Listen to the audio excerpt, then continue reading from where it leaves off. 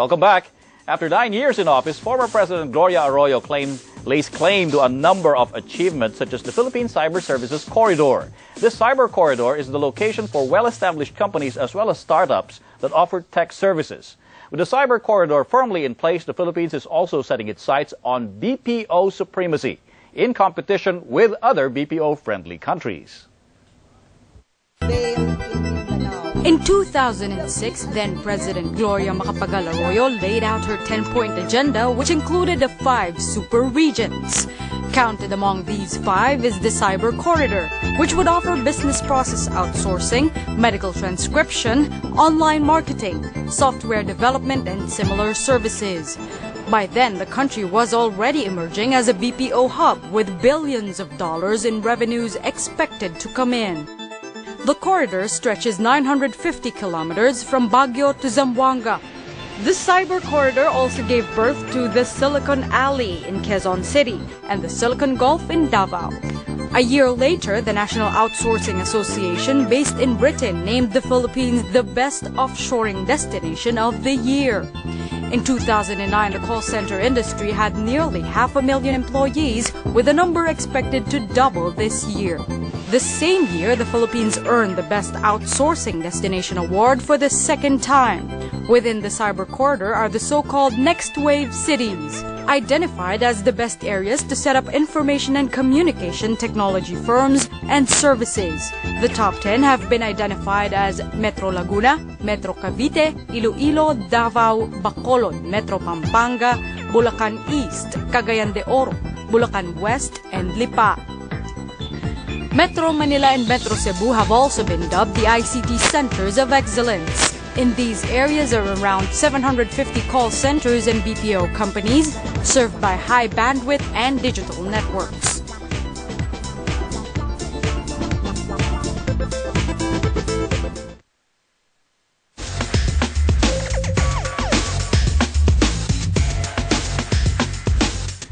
Now, earlier we were talking about government plans for science and technology. Now, let's hear from the academe. Joining us is Dr. Jonathan Salvacion, the Dean of the School of Graduate Studies and the Director for Research, Promotion, and Coordination of the MIT, hindi Massachusetts Institute of Technology, MAPUA, mas magaling, MAPUA Institute of Technology. Thank you very much for coming to the show. Good evening.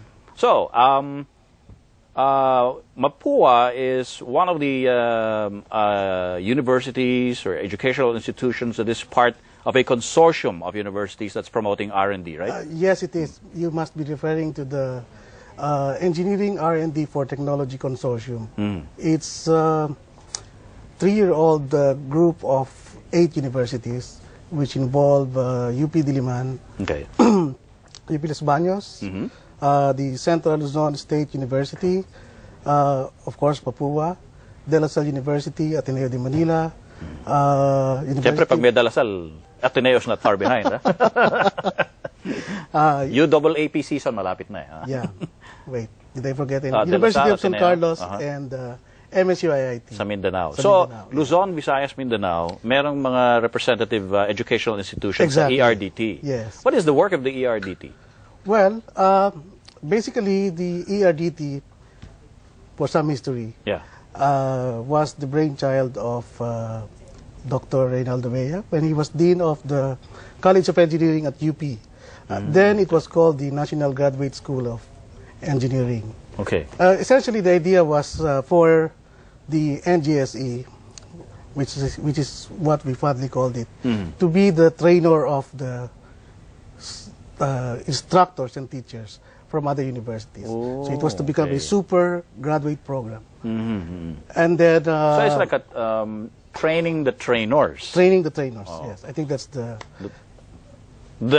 academic term for it. That's right. And then Dr. Guevara of the College of Engineering picked up, so, and brought it to the level that it is now. So bakit yung binago pa yung pangalan? I mean, usually, kapag ganyan na binabago yung pangalan, nagiging obscure kasi nakakalimutan yung dating trabaho ng naunang grupo. Oh, well, actually, the work is still very much the same. The main objective of ERDT and NGSE is to increase the number of the so-called research scientists and engineers. And by definition, these are the people who are capable of undertaking research and development work by virtue of their academic degrees. Okay. So it's basically the main concept behind the project. So consortium, meaning to say you share ideas among the 8 institutions that are part of it? Ideas, expertise. So walang efforts. walang taguan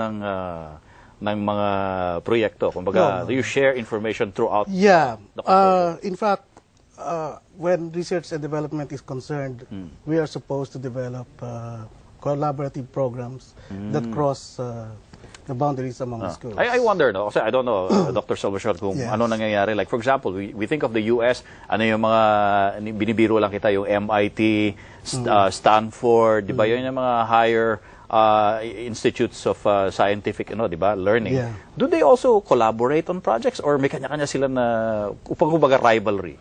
Ganun. Well, of course, there's always the intramural rivalry, competition, but you will be surprised at the level of cooperation that the U.S. universities have. Is that a model?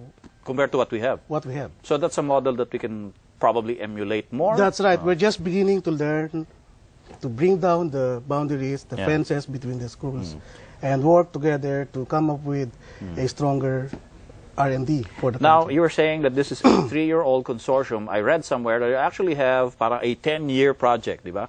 A 10-year mission for the ERDT. That's right. Yes. We're supposed to, first of all, increase the HR resources of the country. Okay, so manpower-wise. That's right. To bring the level of R&D to, so that our country's competitiveness globally. Yeah. No. So Will increase improve the number of scientists That's and right, engineers, yes. di ba? Yes. To the population. And, of course, ultimately establish the culture of R&D, Nako, yun ang science culture. and technology in the Philippines. And in That's 3 the years, hard part. In the 3 years, ano yung nakikita mo or gauge mo sa progress ng increasing the awareness of science and technology? Well, first of all, among the 8 member schools, there's now a better chance for R&D to really take root. Oh. There's a lot more collaboration when there was fierce competition before. Of course, we still sometimes consider ourselves as rivals.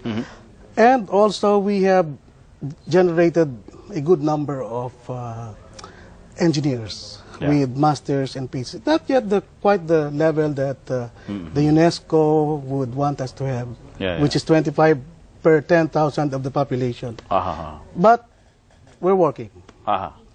We hope that maybe the next administration will allow us to give more scholarships to more people so we can achieve our targets much more quickly.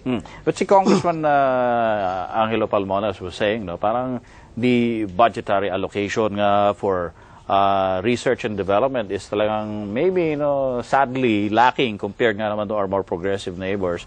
And in the academe, how do you improve, kunwari, science and technology education kung kunwari sa inyo, at least mapuha, private naman yun, no? Yeah. Pero yung iba, like UP, asa sa gobyerno, di ba? Yung Mindanao State U, asa rin yun, di ba? Well, actually, marami talagang pera. It's true.